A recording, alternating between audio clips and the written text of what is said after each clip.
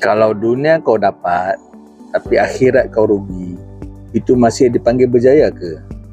Sekarang ni, ramai orang berlumba nak nampak berjaya. Kereta besar, lifestyle mahal, followers ramai, semua nampak macam nak win. Tapi pelik kan, ada yang sanggup adjust. Ada yang sanggup lah adjust sikit sini, pejam mata sikit sana.